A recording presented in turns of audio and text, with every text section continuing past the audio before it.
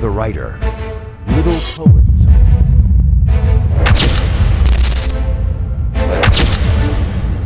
কিছু সুদখোর নামে ভূত জন্মেছে মোদের বাংলাদেশে। অভাবী মানুষগুলোকেই তারা খাচ্ছে চুষে চুষে। হাজারেতে 100 টাকা, এই তো সুদের হার। মাস গেলেই তো টাকা গনে, বেশ তো চমৎকার। গরিব মরে অনাহারে, পকেট থাকে ফাঁকা। ভাগ্যের চাকা ঘোরানোর জন্য যায় সে চলে ঢাকা। সেথায় গিয়েও শান্তি নাই রে, ঘর ভাড়া তার বেশি।